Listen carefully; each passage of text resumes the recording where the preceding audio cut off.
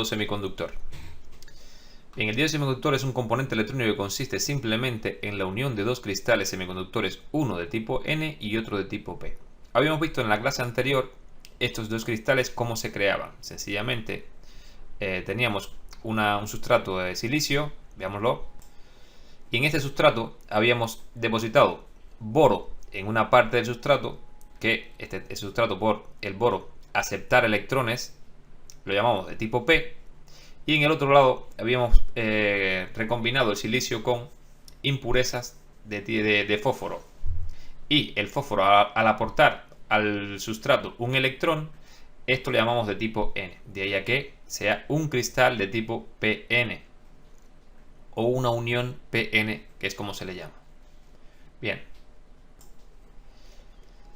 el diodo sencillamente es esto que hemos visto anteriormente. A la parte P del diodo se le llama ánodo, es decir, al sustrato de tipo P se le llama ánodo, y a la parte N se le llama cátodo. El símbolo electrónico que se utiliza en los esquemas es este que vemos aquí, ánodo y cátodo, y la flecha nos indica el sentido de la corriente, es decir, que va de positivo a negativo. Fíjense que coincide justamente con el ánodo y el cátodo que habíamos visto, o bien con el sustrato de tipo P y el sustrato de tipo N. Es decir, de positivo a negativo. Eso quiere decir una polarización indirecta. Lo veremos más adelante. Bien. Este es el símbolo, repito, que vamos a encontrar en los esquemas. Va a estar representado en un esquema, el diodo, con la letra D. Si vamos a ver la serigrafía de placa, tendríamos una D siempre al lado de un diodo. Tengan mucho cuidado porque los diodos y los condensadores suelen parecerse. Para aquellas personas que no tienen familiaridad con este tipo de dispositivo, les puede confundir en un principio. Hay condensadores que se parecen mucho a los diodos. ¿Cómo eliminamos esa duda? Sencillamente busquemos al lado del dispositivo, ya sea diodo o condensador. Si es condensador, lo identificaremos, tendrá una C, y si es un diodo tendrá una D.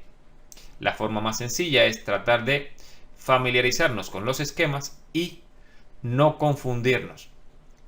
Aunque ya adelanto que si en la medida de que vayan trabajando y vayan familiarizando con este dispositivo, no habrá ninguna confusión en el futuro. Bien. Pasemos a una polarización. Es decir, vamos a aplicar energía en los extremos del diodo a ver qué ocurre. Y dice aquí, si le aplicamos un voltaje al diodo, como está representado en la figura 1.18, esta que está aquí, haciendo coincidir el positivo de la batería, esta de aquí, positivo, con el positivo, con la parte P del cristal, y el negativo de la batería con la parte N del cristal, es decir, positivo con positivo, negativo con negativo, cuando el potencial de la batería es superior al potencial de barrera, comienza a circular corriente por el circuito. ¿Qué es lo que está ocurriendo? Recuerden, estos electrones necesitan 0,6 voltios o más para poder saltar o pasar por encima de la barrera. Por ello, si por ejemplo esta fuente fuera variable y empezaríamos en 0,1, cuando hubiese 0,1 entre este punto y este punto, o en los extremos de la fuente, sencillamente los electrones no tienen la energía suficiente para saltar. Y así sucesivamente ir subiendo hasta que llegamos a 0,6. En el momento que llegamos a 0,6, es decir, que la fuente llega, en vez de llegar a 1 voltio, llega antes a 0,6, cuando llega a 0,6, los electrones alcanzan una energía suficiente como para saltar la barrera. Y los electrones, que son electrones libres, que están aquí en este sustrato de tipo N, saltan y buscan los huecos que están en el sustrato de tipo P. Y así se mueven libremente hasta llegar al potencial positivo que les está trayendo. Bien.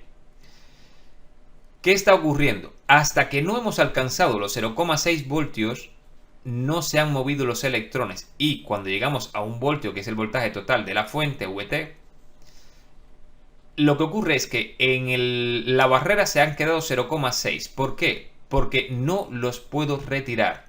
Hasta que esos 0,6 no han aparecido, no ha habido corriente. Por ello es que esos 0,6 son fijos en el diodo.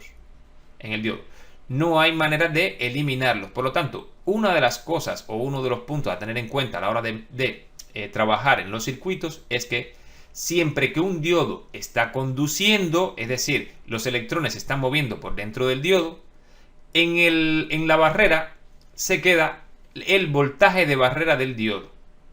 Y digo el voltaje de barrera del diodo porque hay varios diodos. Y dependiendo del diodo que sea, este voltaje va a variar. En este caso estamos hablando de un diodo de silicio, un diodo de conmutación normal, y este diodo, en este caso, la barrera se queda con 0,6 voltios. Recuerden, mientras hubo 0,1, 0,2, 0,3, 0,4, 0,5, los electrones no pudieron saltar. Y cuando hubo 0,6, el electrón se movió. Por lo tanto, si fuéramos a hacer una gráfica, estos 0,6 serán fijos. ¿Por qué? Porque son los que necesitan estar aquí para que los electrones puedan sobrepasar ese voltaje. Es decir, esa es la energía necesaria para que el electrón se pueda mover. Por lo tanto, este voltaje de aquí es fijo. Esa es la razón por la que al medir un esquema, veamos este mismo punto, ya olvidando el gráfico de la unión PN, sencillamente poniendo lo que aparecería realmente un esquema, aplicando 10 voltios a los extremos de un diodo, ¿qué nos encontraríamos? Bien, que en el diodo habrían 0,6. Bien, si aplicamos una ley de Kirchhoff mínima, decimos que 10 menos 0,6 es igual a 9,4. Recuerden, el diodo necesita 0,6 para conducir. Y recuerden que 10 menos 0,6 es igual a 9,4. Eso es lo que voy a medir con un multímetro. Si yo pongo ahora mismo el multímetro en voltios de continua, recuerden, estamos buscando siempre voltios de continua. Ubico una masa correcta, que sería el negativo de esta fuente, y mido en el ánodo del diodo, encontraría 10 voltios, y en el cátodo del diodo encontraría 9,4. Esto es lo que realmente vamos a medir siempre en los esquemas, cuando vamos a ver si un diodo está conduciendo o no, si realmente está pasando la corriente por el diodo o no, lo buscaríamos de esta forma. Es interesante que conozcan que un diodo, cuando conduce, ofrece muy baja resistencia. Por esta razón, hay que ponerle una resistencia limitadora de corriente. ¿A qué se debe esto? Bueno, los diodos se diseñan con una corriente específica. Por esa razón, el diodo nunca puede estar en directa o conduciendo entre el positivo y el negativo de la fuente, porque sería un cortocircuito en la fuente. Entonces, ¿qué tendríamos? Que hay que limitar esa corriente con una resistencia. Por ello es que siempre vamos a encontrar en un circuito de diodo que la corriente estará limitada por una resistencia determinada. Esta resistencia que está aquí. Fíjense que no le pongo valor, sencillamente la pongo como resistencia limitadora y trabajo con los voltajes. En los circuitos que vamos a ver en los ordenadores portátiles siempre vamos a encontrar o bien en el ánodo del diodo o bien en el cátodo una resistencia. Esta resistencia puede estar en cualquiera de los dos lugares. ¿Por qué razón? Porque es un circuito serie. Y recuerden que habíamos hablado de que hay una ley que la corriente que circula por todos los elementos de un circuito serie es la misma. Por esa razón no es interesante o sencillamente no es importante que la resistencia esté o bien en este punto o bien en este punto. Es lo mismo. Para un circuito está limitando esta resistencia, es quien limita la resistencia, es decir, la corriente del diodo. Ahora bien, ¿qué ocurriría si invertimos la polaridad de la fuente? Recuerden que ahora mismo teníamos el positivo aquí y el negativo aquí. Es decir, hacíamos coincidir el positivo con el positivo y el negativo con el negativo. Y me refiero al sustrato. Sustrato positivo y el sustrato negativo. Bien.